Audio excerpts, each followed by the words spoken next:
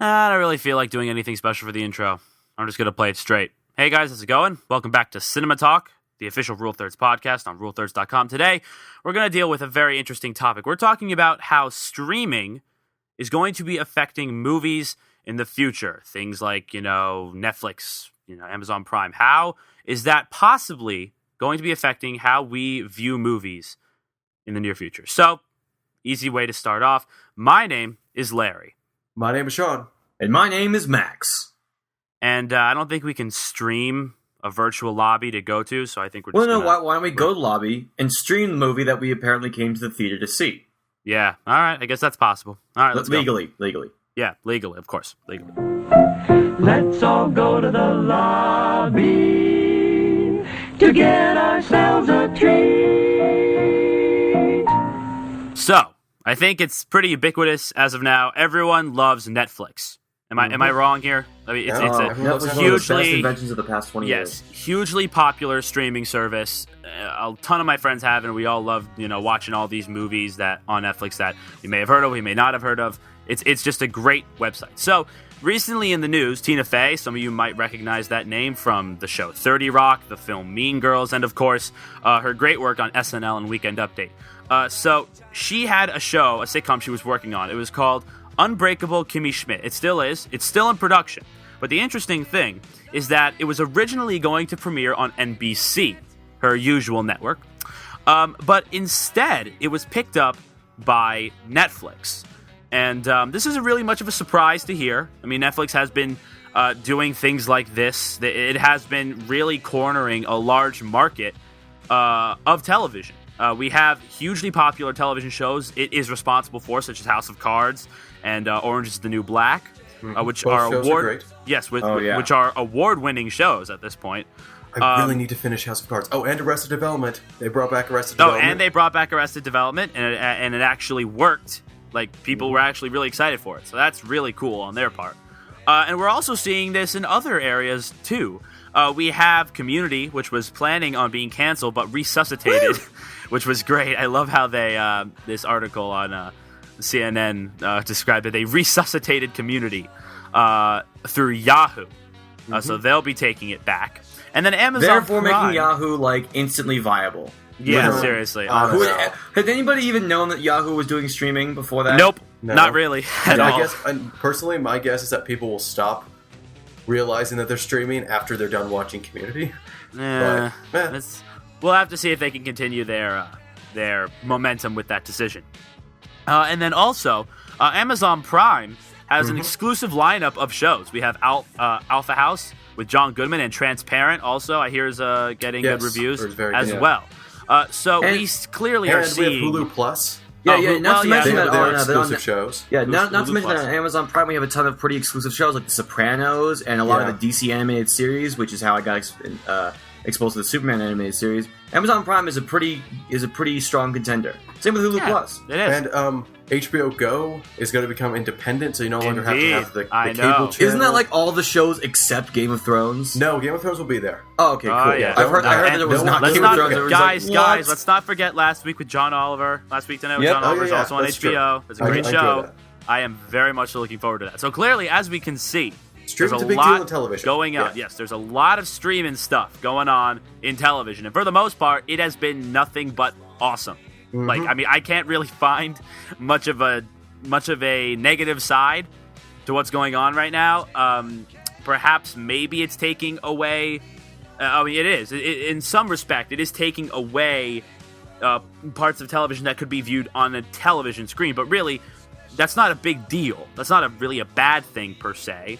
It just lowers viewership on actual television screens. But, if you're watching television online, there's not really much of a difference as far as the medium is concerned. Right. I'm wondering what you guys feel about all this stuff. Sean, talk to me about streaming and television. Well, I don't want to have too much to say, because a lot of my opinions actually mix with an argument about film and streaming, but we'll get there. I love it, of course. I have my Netflix list is just full of shows that I just wish I could watch. Right now, I'm nearing the end of season 4 of Breaking Bad. The Walking Dead is next up on that list. I'm catching up on all the Doctor Who. Blacklist was wonderful. Finished season 1 a little while ago. only because Netflix is offering streaming was I able to watch these shows. So I think it's a breakthrough in television where we can now not worry about making sure you catch it, when it's airing or have to buy a DVD. Now you get, just for a monthly fee, just a ton, dozens of TV shows that you get to catch up on, talk with your friends, all that. And a lot of people argue that streaming's ruining the community feel of television, But honestly, I think it's kind of helping it because it's letting more people see those shows. Like, I can talk to you and Max about Breaking Bad. Yeah, I wouldn't. I don't see that argument at all. The thing is, that's the thing about. I think streaming is a great thing because it especially gets people exposed to films and television shows that they normally wouldn't. Like a lot of foreign cinema. Foreign cinema is a big thing that used to be pretty exclusive, even if it was even during the early age of the internet. With Netflix streaming now, we can get a bunch of stuff from all over the world just to watch. Do you know how hard it was to find a way to watch the original Old Boy before Netflix? It was actually pretty dang difficult. So now we have a nice platform to watch a bunch of foreign international cinema, and that's a great thing. Yeah, I know. It takes things, it takes shows, it takes movies that were not as relevant, or maybe they ended, and it brings them back into the public eye. In a sense. That's a good transition for us to start talking about movies. Right. One of the big things, streaming has already affected movies in one notable way. I think the most notable way is the just exposure of other films, because it's really cheap to get streaming rights to a bunch of movies that no one cares about. And so then, as soon as people are like, I don't have nothing to watch, they'll see a movie that they normally wouldn't care about at all. They give it a shot and are pleasantly surprised that it's a really good movie. And that can be foreign, it could just be independent, or it could even be just kind of an under-the-radar, even if it was kind of a mainstream thing. They never checked it out for, whatever reason. But now they get to see it because it just happened to be there. So it's a great opportunity to see movies that are kind of out of the comfort zone, because you don't have to pay to see it. You're already paying. So why not spend an evening watching this movie that doesn't really fit your demographic, but you're kind of interested. So it lets people expand a bit. Yeah, films. I believe it's Netflix on certain. Is it on a certain console that you can say what kinds of movies you like to the some sort of AI on Netflix or something, or maybe I think it actually has that. It's funny because that AI is actually called Max. Yeah, that freaked me out. I was like, wait, I was just taking my name and putting it just is it like if Sean? My initial thought was is it just if Sean were to turn Netflix, his helper would be named Sean? I was like, what the hell is this? Nope, it was just luck. Just happened to be your just name. Luck. So yeah, you can talk to Max. It's the greatest name ever made. So I mean, obviously, it's gonna be named that. Of course. So you talk to Max and you talk about what films you like, and you can get a film that would be recommended, or you can just say, I want something random, and Max will literally give you a random movie. And you'll watch it, and I think that's awesome. Yeah, that's a great way. That's already a huge positive effect on movies. Right, but you see, Sean, what's great about this is that is just scratching the surface of the possibilities that streaming can have. As we all know, Netflix takes initiative to create their own stuff, their own programming. They already have done it with television shows. They've done documentaries, as you guys pointed out to me. Yeah, something about golf. I know it's something about golf. Well, okay. Well, there goes to show the point that really the next step for Netflix, in my honest opinion, is for it to start making their own narrative, fictional, or possibly based off of some other work, movies. I think that would be a great next step. I think that'd be a great next step for anybody, any of these services. And that kind of just leads us to this overall discussion we're trying to have. What are the possibilities, both positive and negative perhaps, of streaming coming into the film industry and playing a huge role in said industry? So I think we can all agree on this statement that Netflix streaming, if it affects the film industry, will make a absolutely massive impact. No question. I actually don't think so. What? Really? I don't think so. Okay, so here's I did some math. In preparation for this podcast. Math? What the hell is that? What? Ugh, math. No. Legitimate math. Not even once. Legitimate math that is incredibly important to this argument. Okay. About Netflix being able to do their own movies. Right? Netflix original films. Right. So, we're going to assume some things. First off, they want to do movies that people, talk about that would get more subscribers. Because that's how they get money. You know, Yes. House of Cards, everyone talks about it, so people sign up to watch House of Cards or Orange is the New Black or any number of their shows. Yes. You know, it's good. TV is good for talking about, you know, because each episode you get people talking about it once again. Yeah, binging is like a brand new like art form of television watching, honestly. So we need to assume that they're going to make movies that people will talk about and get enough interest that people say, okay, fine, I'll get the subscription so I can watch this movie or these movies. That pretty much means that, okay, they're going to sound harsh, but if they want people to actually care and actually pay money to see their film, it's not going to be cheap movies. It's going to have to be blockbuster level movies. Of course. We just look at the box office right now. People are not interested in the indie scene. That's why it's the indie scene. It's less popular. It's less marketed. It's less all that, right? Like Hollywood knows what it's doing. It knows what mass audience wants. And again, this sounds negative. It's not. I'm mass audience. It's less dependent on marketing. Sean. That makes sense, doesn't it? I mean, so now we're going to do some math. Let's say that they do kind of a low-end blockbuster. Okay, so we're going to give them a budget of $120 million. Right? That's reasonable? Yeah, sure. Reasonable. Okay, so with $120 million as their budget for their film, do either of you know how much Netflix is a month? it's like 12, I think. 12 a month? Something like that. Yeah, $12 a month. Let me just really quickly. See, I thought it was like, it's $7.99. Yeah, ever since I thought it was going to be $12.99 now. I thought they were increasing the price. Yeah, ever since they did that annoying split. Okay. Yeah, ever since they did that annoying split plan, I lost track of it. Let's say that they release like one a year, just because we have to have a time frame. So let's just divide that 120 million by 12. That makes it very simple. And then we divide that by what was it? I just said it. $8.99. Yeah, we'll divide it by 9. So it actually comes out exactly to, well, not exactly, but it's weird. It's all ones. That is 1,111,101 subscribers in order to recoup that cost over the course of a year. And now you might be saying, oh, but that's just like initial making. But then like the profits of the movie, there are none. That's the problem. If it's just streaming, they're just going to click play. There's no ticket sale. So you'll need that many subscribers to recoup the cost of your film over an entire year. And guess what? That's one movie. That's just one. Do you kind of get the point I'm trying to make? Yeah. Indeed, now, I see it. The alternative is pretty obvious to me, at least. You make it kind of pretty much pay-per-view. Yeah. Netflix produces it. True. You can stream it as soon as you click that button to okay a $3 charge or a $5 charge. It's like a cheap movie ticket kind of thing. Actually, the problem with that is that already exists. We already have that. Rentals do pretty well, if I may intrude for a second, Sean. Sure. You know, you guys remember the movie Tower Heist? Yep. No, I saw it, but I don't remember it. I do. You know, an interesting fact is that was actually almost going to be one of the first movies to come out in both theaters and pay-per-view to be paid for and watched from your home, right when it came out in theaters. Huh. You know what the cost was?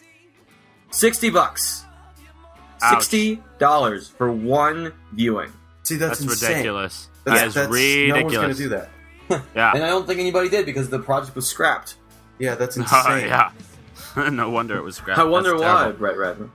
Anyway, but you kind of get the point I'm saying. I don't think Netflix can make their own movies, at least not to the standard to justify a subscription from a potential viewer. Oh, absolutely. Yeah, television is made on lower budgets, unless we're talking about something like HBO. Yeah, and a lot of time, and most of their TV draw is they were already produced by other networks, like Breaking Bad, like Walking Dead, like all that. They're getting shows that aren't original to Netflix, but they just had to pay a streaming fee, and they get to stream, and that draws people. And one of the cool things is Breaking Bad is actually a pretty, it's a pretty, not cheaply made, but it's a somewhat low-budget show, so it's really not that difficult to, outside of just, practical effects for violence, it's very yeah, low-key. And, it all just, maybe that's one of the reasons why people love it so much, that it's not, reliant on a huge budget. Well, I'm wondering, how much money did it take to make a show like House of Cards? I don't know. We could probably look that up. Right, but because, here's a good amount, probably, because Kevin Spacey is... Yeah. Here's the argument that I expected that would come up, and here's the counter argument that I came up with. It doesn't really matter if it's more expensive than a movie. It won't be. Well, let's even, for the sake of argument, say that they $120 million for House of Cards season 3 or whatever. Look, aliens invade. There's CGI. It's House of Cards Independence Day. Yeah, so, exactly. Let's just assume that. Even so, it's going to be worth. It's going to be worth it much more so than a single film. because television is based entirely around people talking about it. You want people to talk about, oh, did you see that episode last night? Oh my goodness, when so-and-so did that, I can't believe that. There's a reason why water cooler talk is such an important part of marketing. Exactly. So you got just word of mouth. That's why Game of Thrones is so successful, because there's so many moving pieces to go, oh my god, do you believe this? That's why Walking Dead... Yeah, that's why the series has an opening that's like a board game. Exactly. And that's like, like Walking Dead, who's going to die, who's going to do a power play. Oh my god. Breaking Bad, it's like... Breaking Bad is criminal-based, which is always, like, ups and downs. To be fair, I mean, we mention these guys fucking every podcast now, but that's kind of also how the Marvel Cinematic Universe works. Okay, see, I was going to get to that. Can we hold that thought? Okay, fine, hold it. Anyway, so the bottom line is this. People talk about movies, undeniably. People talk about movies a lot. Okay? We talk about movies all the damn time. Yeah, for an hour a week. And that's funny. a bare minimum, because that's assuming that I don't talk about movies with other people, which is absolutely not true. Yeah, exactly. same Film school. So people talk about a specific movie quite a bit, or like recommend it during its theater run, but it doesn't have the longevity. You talk about it once, you're like, hey, you should go check out, just for a good example, I guess would be like Edge of Tomorrow is one that I would definitely want to spread word of mouth. Like, hey, go check out Edge of Tomorrow. Definitely. I would do so for short-term 12 and other movies. Sure, 22 Jump Street actually I would also do. Yeah. So, we talk about it, awesome. Okay, we spread the word. It's like once. But the thing about TV is that you have like a minimum of Every 10 episode episodes is now the minimum. Like 10 times, your friend's going to walk by you and your other friend going, you see Breaking Bad? You see Game of Thrones last night? You see last night episode, man? It's pretty crazy. And then with Netflix is relying on that. It's like, guys, House of Cards, oh my goodness. That means they're just going to have to make a lot of movies. That would essentially be the only solution. That's too much budget. Yeah, see, I was on a road trip with my buddy Matthew. He's a producer, director. He's we worked together on multiple projects. In fact, we just worked together on a big project this past week. We were driving to Louisiana last year, and we were talking about this. Like, why? Like, I asked, like, why shouldn't Netflix just make original movies and put them up there? It's that the longevity just isn't there. With a television show, it's entirely possible that you can have a viable show with an entire season and go into a season 2. You can do sequels for movies, yes, but it's not as like set in stone. Exactly. Television shows run on seasons unless it's a miniseries. It's surprising. So economically, it's not a good idea. However, we're talking about economics here. Artistically, if somebody like had a really good idea for a movie and was like, "Hey, Netflix, let's do this," and it was like maybe relatively low to make, I think they should totally do it. Yeah, they probably would. To be fair, Netflix is pretty smart. Like, they wouldn't like start going to blockbusters, right? But if they said, could you imagine Netflix blockbuster season? Yeah, Jesus, that would be that would be odd. Ridiculous. Yeah, and kind of cool, but also kind of a novelty. Yeah, it would be. But if they did get like a low budget, like, oh man, people would actually like talk about this, and yeah, I think they'd be smart enough to pick. Well, it up. yeah, I think. Okay, well, I have two ideas going through my mind right now, based off of your theory, Sean. One, they make smaller budget movies that are more. I know Max hates this, but they're more Oscar baity. They're more Academy Award based, that's fair. And and that would garner more attention. TV shows are pretty Emmy based. Exactly. So if they have the ability to make shows that are, I wouldn't say when they started they were Emmy bait. They became more Emmy baity. When I say Emmy bait or Oscar bait, I don't say that negative. I love a lot of Oscar bait movies and Emmy bait shows. That's actually really a compliment, because we're pretty much saying the show is good enough to win Emmys, which are the highest possible award you can get in the world of television, as far as I know. I have to be honest. Not according to television people, apparently. Winning a bunch of Emmys. So glad. It's just every year, Breaking Bad. Anyway. Just for reference sake, apparently the Emmys are kind of like not well liked in the television industry. Yeah, that's fine. For me, they're just kind of fun little awards. Like, they don't indicate quality at all. So I just I've ever seen from the Emmys is still that duet with Brian and Stewie from Family Guy. Remember that? Oh yeah, like 7 years ago. Yeah, that was cool. Yep. I think, and plus the Emmys were just hilarious this past year to watch. So yeah, they were funny. They were funny. I liked it.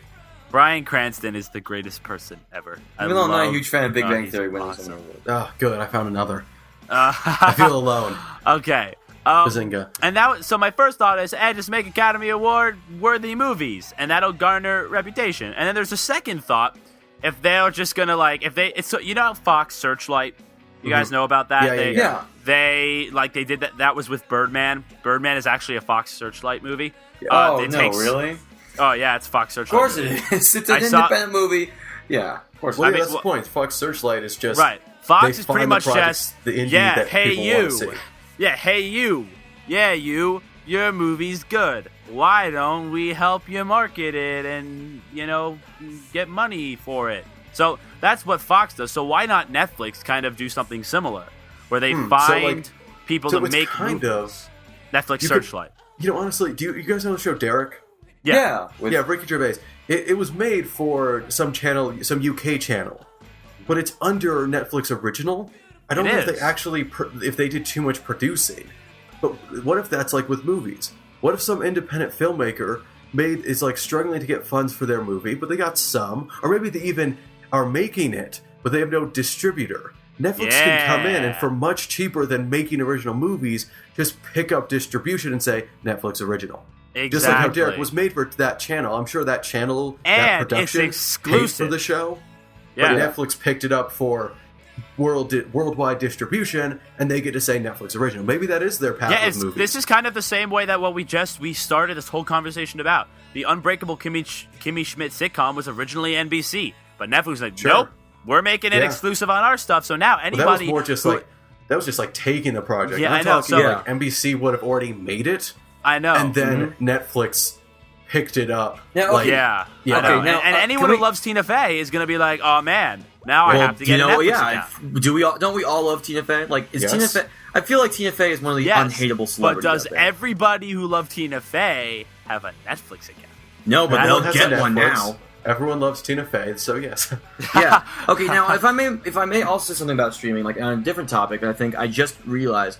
So, I go to a school in Santa Fe, New Mexico, and the film school connected to a film studio where actual like productions are shot. And I recently the show that we were shooting is a show that nobody in my age demographic has ever heard of before. It's called Longmire on A&E.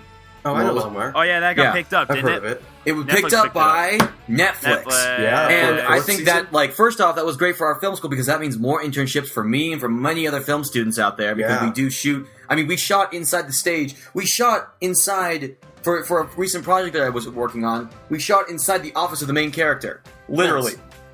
Damn. Like, yeah, it's a great thing for internships. So I think Netflix is also a great way to bring shows back, as you said before, Sean. Arrested Development. Arrested Development was before Netflix, there were two shows that I could think of that came back from cancellation, both animated adult comedies: Family Guy and Futurama.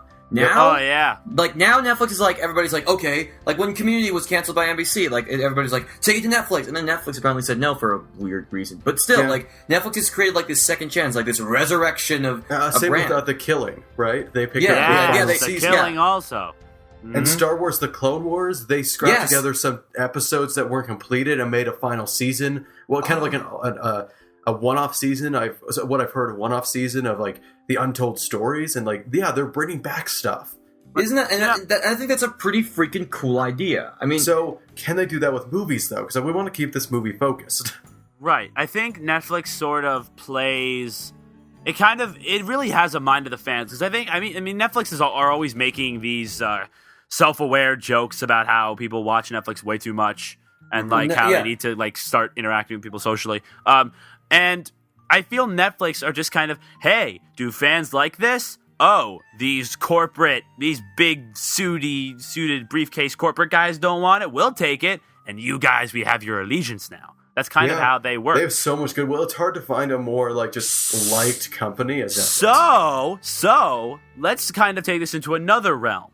Kickstarter. Kickstarter is responsible for getting many movies that fans want off the ground with fans funding it. I'm not saying fans should fund Netflix movies, but I'm saying, what if there are movies that want to be made but can't be made because no other studio can buy them, like, and then Netflix just comes in and just they're like, hey, we'll make your movie. Boom. Or what if it was like, what if we had several people pitching to Netflix putting these pitches out and having people vote for them and seeing which one deserves it? Absolutely. That would be a brilliant idea. They say, look, we got $50 million to make a moderate budgeted, pretty big movie. $50 million isn't indie, but it's also not a huge blockbuster. Just a mid-level movie. It gets a star, it gets a script, it gets moderate. Here's the director. Here's like the basic premise. We got some actors attached to each project. You guys decide. We'll throw the money at one of them. Yo, Netflix, we're right over here. Just bring us up. Bring us up. Okay, real quick. I just want to point out to everybody real quick that we actually put $50 million and said, "Oh, that's moderate." Oh, yeah, film industry, like, it's so messed we use up. so much money. Oh my. Yeah, film industry. Like, I read the article where it's like this movie bombed with 1.8 million today. Like, Oh you got man, 1.8 million it made in $1 a million. day. 1.8 million in a day. Anyway, really quick, I want to mention Netflix is already kind of starting to do this in a way. You guys know about the Crouching Tiger, Hidden Dragon sequel, right? Huh? No, Really? Does that actually, happen? I don't. Yeah, it's Crouching Tiger, Hidden Dragon, the Jade Warrior or something like that. It's based off the sword. They're making a sequel for it, and it is opening in some theaters, but Netflix also signed a deal for it to become streaming on release. Like, it goes in theaters and streaming on Netflix on the same day. That's Interesting. really weird, but I don't Yes. mind that either. I Yeah, don't Nope, mind that. neither do I. Now, Netflix argues that, look, Netflix has a very honorable justification where they say the experience of streaming versus like going to the movie theater is so different, it shouldn't harm, the movie theater It sales. really shouldn't. Yes, that's absolutely no, right. It really yeah. shouldn't. But it will. No one would bother. No one bothers. Like, especially with our HD TVs, like right now. Do you really out of want my to main use room, we have an gas to Apple go TV. see a movie that you could just see on Netflix? I mean, Yeah, we have an Apple TV hooked up to the giant HD TV in my main room. We can stream a movie at 1080p. It looks beautiful. We don't need to go out, spend money in a movie theater to see Crouching Tiger, Hidden Dragon 2. Like, I'm not going to go out and see it, mostly because I don't think it's a full release. I think it's limited. This is actually an interesting point because I'm actually, just to form a similar situation, I'm holding a movie night at my school soon, and we're playing Back to the Future.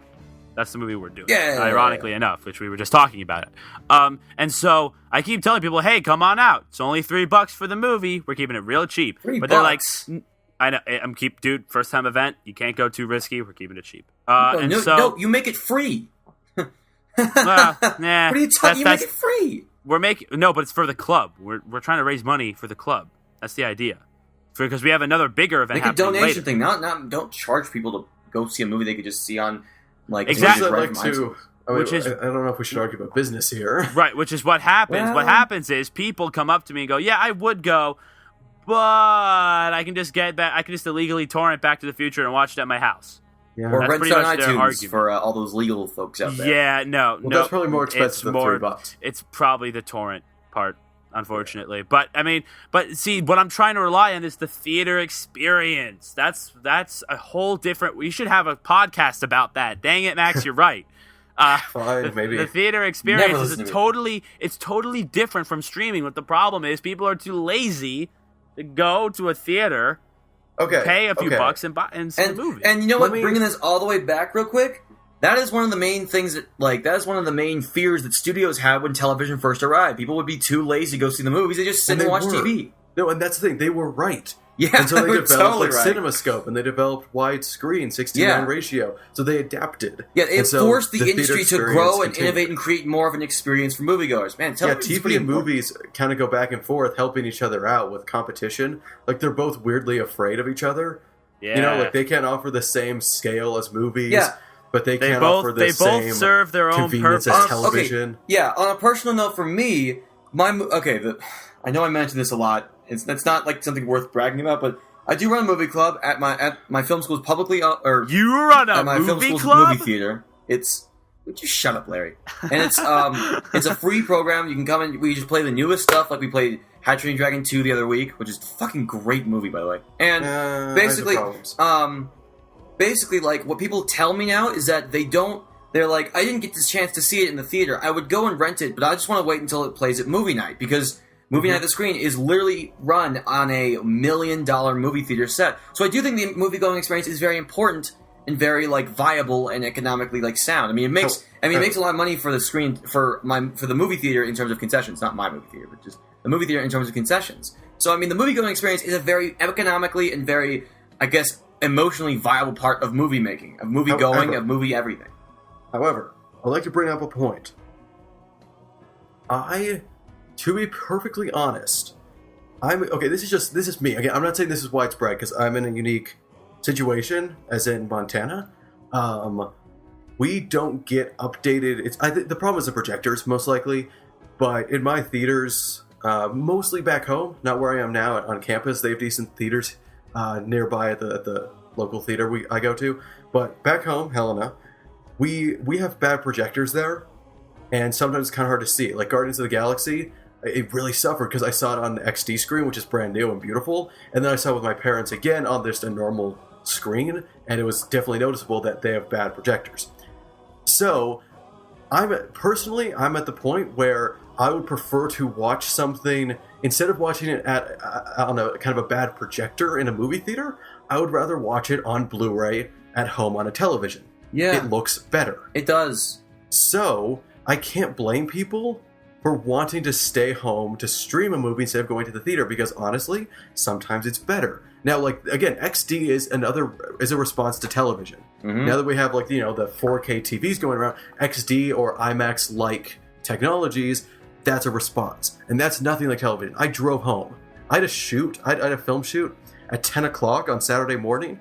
I was at my house Friday night just so I could see Interstellar back home on the XD screen. I care. Like, the screen, I care. But for most of people, and for a lot of movies for me, I don't blame people for wanting to stream instead of going to the theater. I get the honorable intentions behind the movie-going experience, I just don't think it applies to everyone. Doesn't. It really doesn't. I think Crouching Tiger, Hidden Dragon 2, Electric Boogaloo, isn't going to get the box office returns that they're hoping for, because everyone's going to say it's just on Netflix. However, the counter to that being is Netflix probably paid them more than enough to make up for the lost ticket cost. Otherwise, they wouldn't have agreed to the deal in the first place. That's true. I mean, you make a good point, Sean. I mean, we're looking at Netflix right now, and if Netflix gains enough control over this industry, which it probably won't for a while, if at all, but if it does, we could be looking at some serious stuff as far as box office is concerned and theater movies at the theater. Now, granted, Netflix can probably give enough money to people who are making movies for that not to matter, as you mentioned. But that's especially nowadays with the type of movies we have. Soon that's not going to be worth it. Like how much money does let's say Avengers: Age of Ultron. Okay, it goes to Netflix on release. It's in theaters and on Netflix. What percentage of people are going to go to the theater? I think it would be like not as much as the streaming, but I think it would still be more like surprising. Like I think because it's a Marvel movie and people. What's a percentage? Like what's a percentage? Percentage? I think people would estimate 15%, but I think it would be more along the lines of 25% would go to the theater. Okay, 25% going to the theater. That means 75% of money gone. Personally, I don't think gone, but Netflix would start. Well, that's the thing. Gone from box office. That means Netflix would have to recoup. I personally think that Age of Ultron is going to break the $2 billion mark worldwide. I think it's gathering the steam to do so. Break the $2 billion worldwide. What's 75% of $2 billion? Way more than Netflix has to just throw at one movie, is the point I'm making. We don't need to calculate it. That's too much. Yeah, you're not going to get that's stupidly easy math, actually. They're not going to get $1.75 million. It make me feel stupid, John. Jeez. They're not going to get $1.7 billion from new subscriptions just to watch Age of Ultron. Unless they introduce some kind of premium service. Oh man, so you get like TV stuff and like the current Netflix, and then for like $12 a month, like a big pay bump, you get some movies. Yeah. That'd be oof, I don't want to. That's dark territory. Don't listen to us. We have to consider something here. The last time that Netflix tried to branch out and do anything crazy, it was screwed.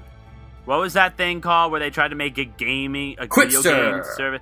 Quickster. Wait, that thing bombed literally in the span of 48 hours. Yeah, man, that was a harsh backlash. They literally had to make a video and a public statement apologizing, and then they just went back to Netflix, and they split up both streaming and rentals, and that got people pissed off also. Yeah, and so really Netflix is okay.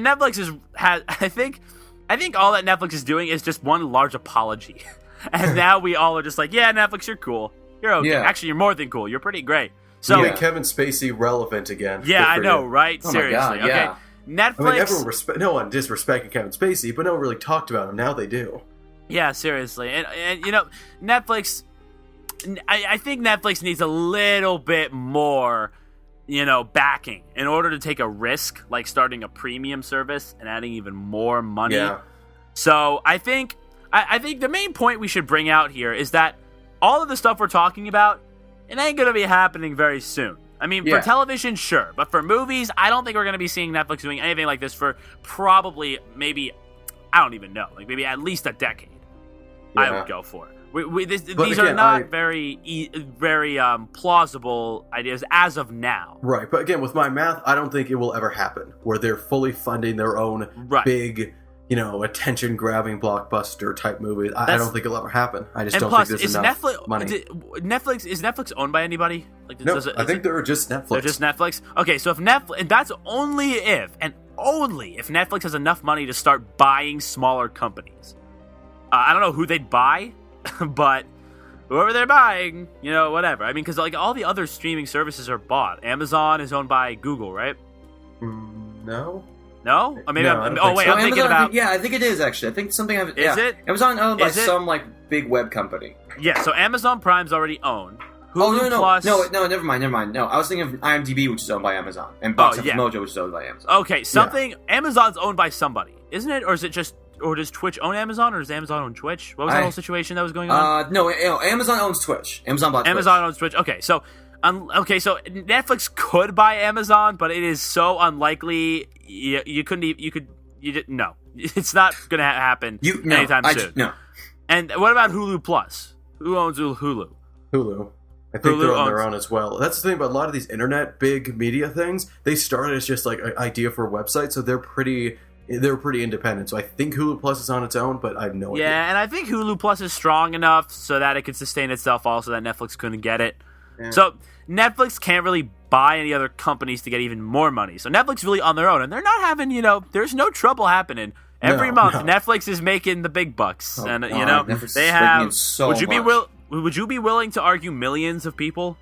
Oh yeah, probably millions of people. Yeah.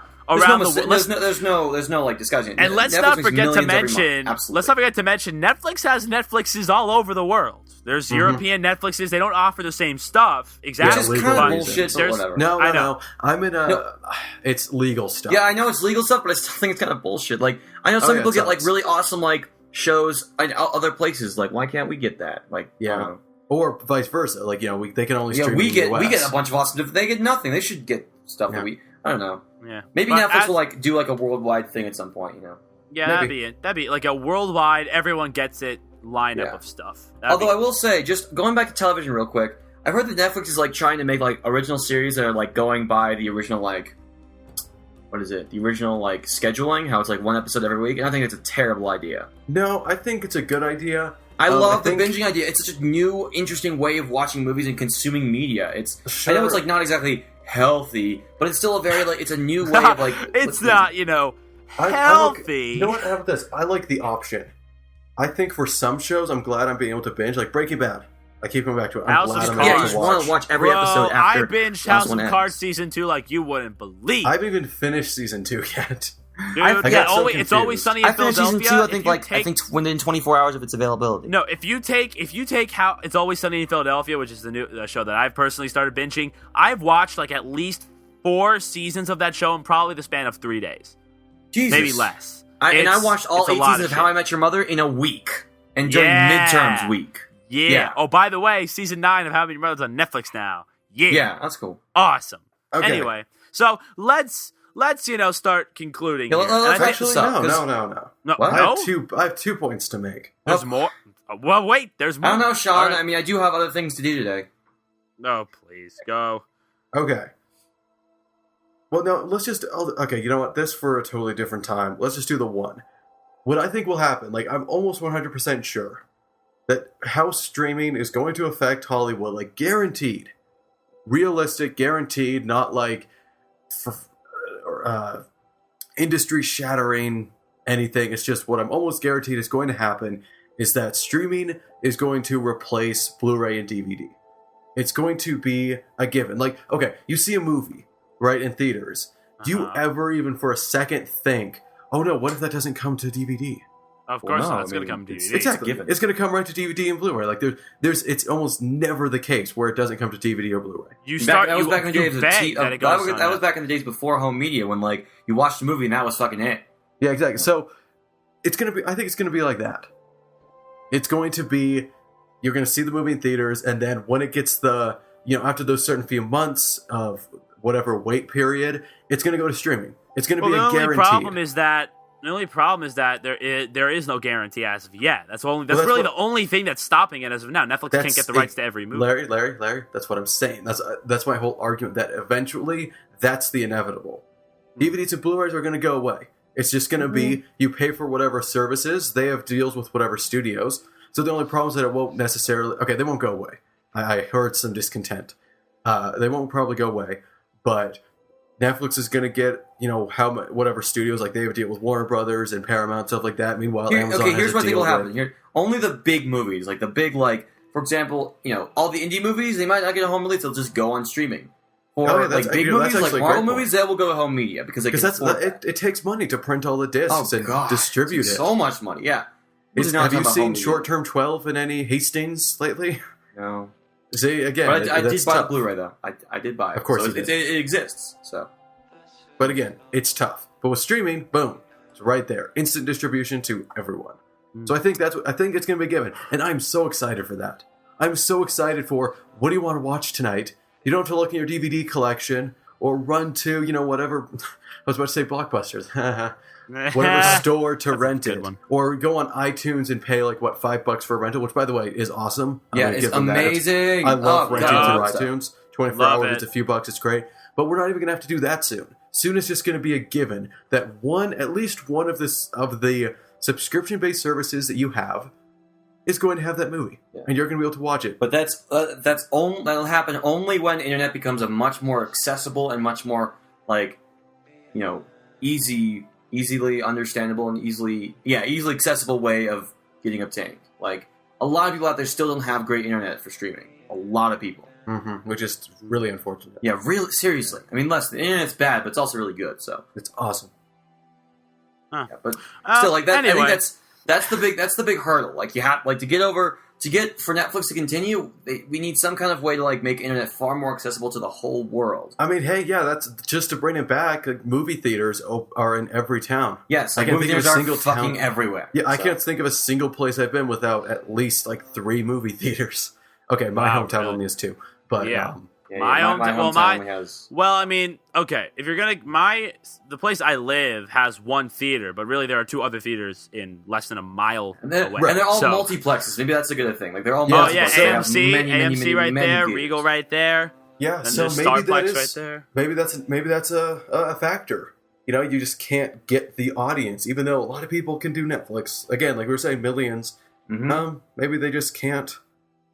They don't have the wide reach yet to justify full movies, and TV shows will have to do for that. I would argue Netflix got a reach, but I don't think they have enough reach for full movies. I think they really just have to corner. They have to become as ubiquitous as a movie theater, and that's hard. Yeah. That's hard to grasp. I don't think we're going to get stream-only movies. I think theaters are going to stick around pretty much forever. As long as there's cinema, I think we're going to movie theaters. Yeah. So that's my final say is that streaming isn't going to affect Hollywood that much. Except, honestly, it's affecting television, which of course makes film respond. And I've got a whole thesis on how the whole franchise age, and especially the connected universe thing that movies are doing, is as a direct response to the more narrative-heavy TV shows out there. That's for another time. But outside of just TV advancing, therefore movies have to advance, I think it's just going to come down to ease of use. Eventually, streaming's going to make movies easier to access. That's my final word. It's not going to shatter the industry, everyone. I think it's going to be okay. You can charge $7 for your popcorn. It'll be okay. It'll be okay. Oh my God. What? No. Don't charge $7 for popcorn. Yeah, holy ridiculous. Oh wait, they are ridiculous. The theater I go to charges for $4 and then it's fantastic popcorn. But anyway. I would like to say it was the first time that the prices at a movie theater made me do an unhealthy choice. Weird anecdote, just randomly. I was going to get some water.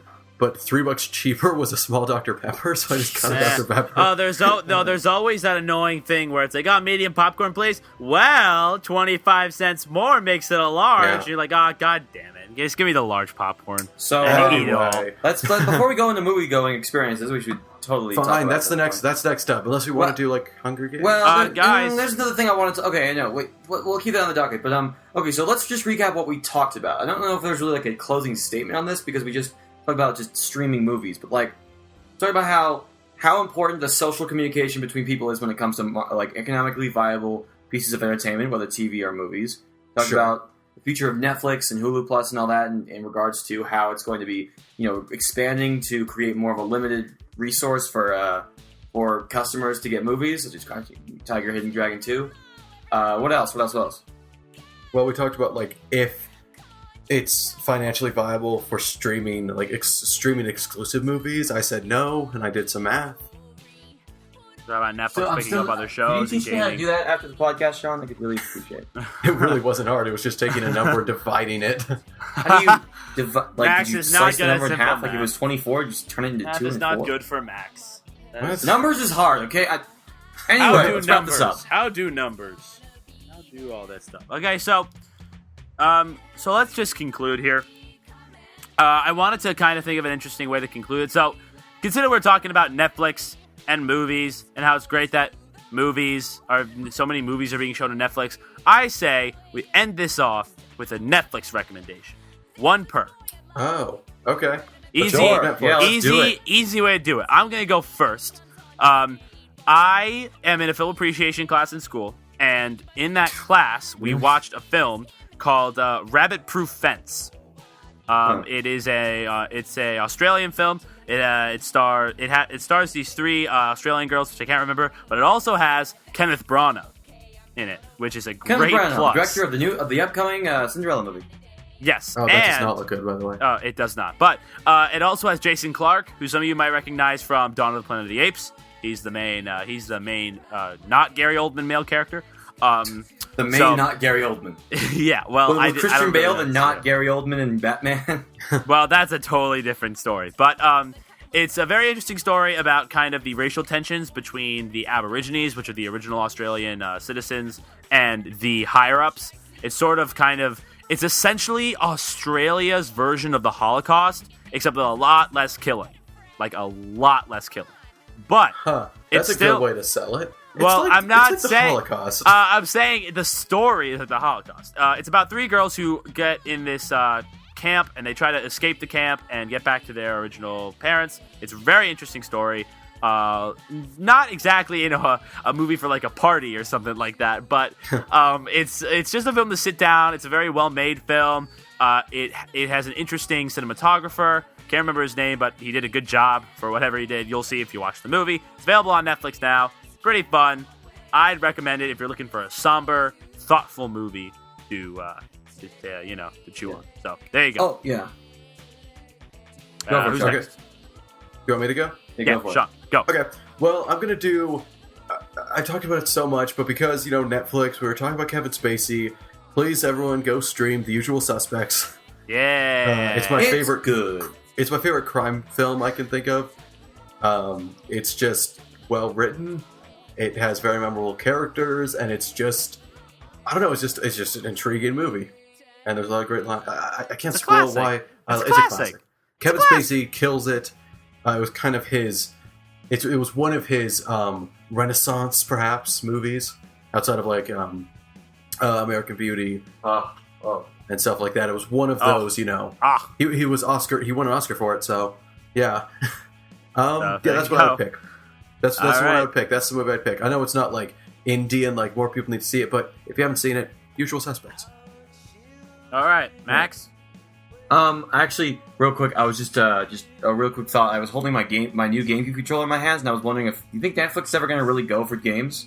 No, never. No? Moving on. No? Okay. I just don't think it's there. If they tried and it the failed. last time they tried that, it was Quickster, and that didn't go well. So leave that to like GameFly or something. Let's see. Well, I've watched a lot of great stuff on Netflix, and there are lots of stuff to recommend. I want to find something that like people may not have like given a chance, but like still have given a chance. Maybe like let's see, like they see it, they're like, oh, I should watch that. And you mean like Short Term 12? No, because I've mentioned that too many times, and people should have already seen it. Honestly, but is it streamable? Yes. Yeah, Short Term. I mean, obviously, what I recommend for my best Netflix recommendation is Wait, shit. Let's see. Honestly, I remember when Max I had found like out Short Term 12 a really was on good Netflix. time. Like one of my favorite memories from watching Netflix is actually watching all of the available DC animated universe shows on there. That includes Justice League Unlimited, and Batman Beyond. Okay, again, I cannot stress Young Justice. Yeah, I should watch it. I haven't gotten around to it yet, but I really do want to watch it. Batman Beyond is pretty much like, kind of, if I ever make it in this world and become a pretty successful film director, and DC came up to me and they're like, hey Max, could you go direct a movie based on a DC property? I'd be like, can I do Batman Beyond? Because that universe is so freaking amazing and so awesome and so like stylistically amazing, and it works. It's got great villains. Totally check it out.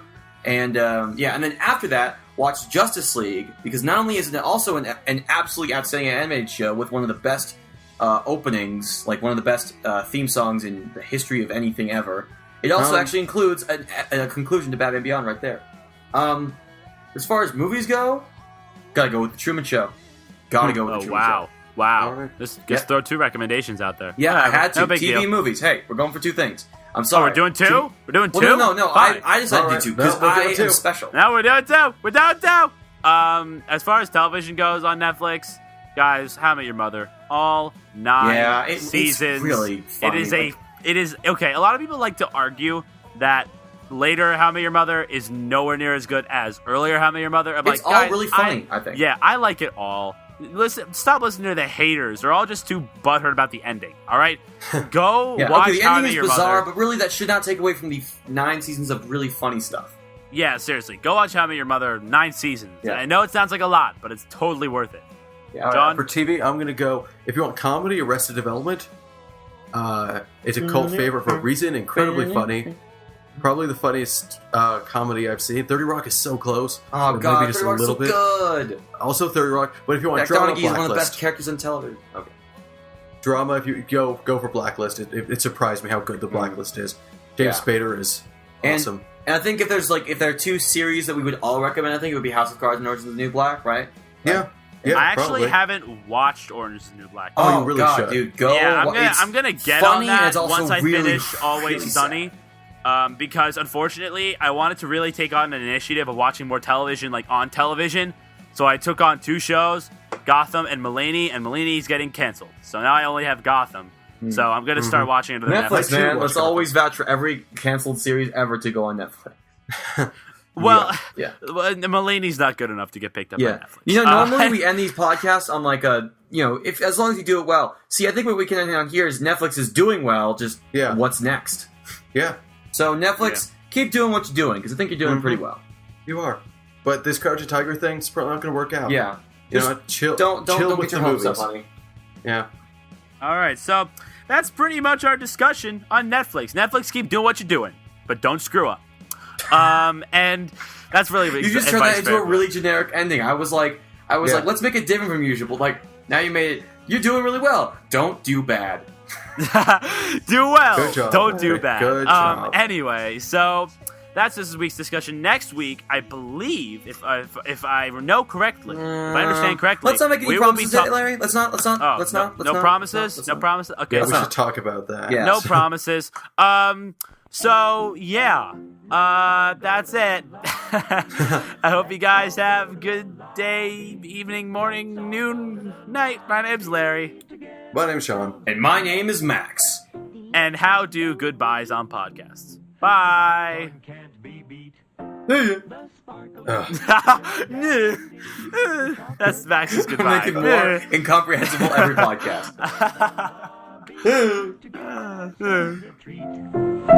Let's all go to the lobby to get ourselves a treat.